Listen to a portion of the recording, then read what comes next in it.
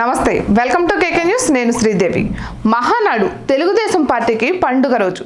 ఎన్టీఆర్ జయంతి సందర్భంగా ఏటా మే 28న దానికి ముందు రోజు తర్వాత ఒక రోజు పసుపు పండుగ మహానాడును నిర్వహించడం ఆనవాయితీగా వస్తోంది. పార్టీ ఆవిర్భావం నుంచి ఈ ఆనవాయితీ కొనసాగుతోంది. కానీ ఈసారి ఎన్నికల కారణంగా మహానాడును రద్దు చేస్తున్నట్లు తెలుస్తోంది. ప్రస్తుతం ఎన్నికల కోడ్ అమల్లో ఉన్న నేపథ్యంలో పార్టీ కార్యక్రమాన్ని నిర్వహించడం కుదరని పని. అందుకే రద్దు చేస్తూ చంద్రబాబు నిర్ణయం తీసుకున్నట్లు తెలుస్తోంది.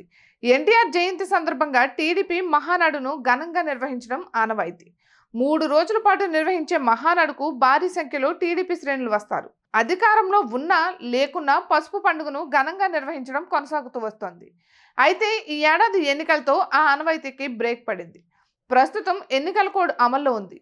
ఈ నెల 13న పోలింగ్ జరిగింది. జూన్ 4న ఫలితాలు వెల్లడించనున్నారు.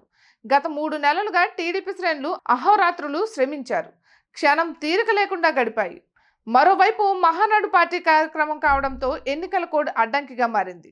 ఈ తరుణంలో మహానాడును చంద్రబాబు రద్దు చేస్తున్నట్లు సమాచారం. 2019 ఎన్నికల్లో సైతం ఇదే మాదిరిగా మహానాడు రద్దయింది. ఆ ఎన్నికల్లో మే 23న ఫలితాలను ప్రకటించారు. తెలుగుదేశం పార్టీ ఘోరంగా ఓడిపోయింది. దీంతో పార్టీ శ్రేణులు డీలా పడ్డారు. దీంతో మహానాడును నిర్వహించలేదు. అటు తర్వాత సంవత్సరం ప్రకాశం జిల్లాలో మహానాడు నిర్వహించి పార్టీకి జనసత్వాలు నింపారు చంద్రబాబు. 2014 ఎన్నికల్లో సైతం ఇదే పరిస్థితి ఎదురైంది. ఆ ఏడాది ఎన్నికల్లో గెలిచిన తర్వాత మహానాడు నిర్వహించారు. ఈ ఎన్నికల్లో కూటమి గెలిస్తే చంద్రబాబు సీఎం బాధ్యతలు తీసుకున్నాక మహానాడును నిర్వహిస్తారని తెలుగుదేశం పార్టీ వర్గాలు భావిస్తున్నాయి. మరేం జరుగుతుందో చూడాలి.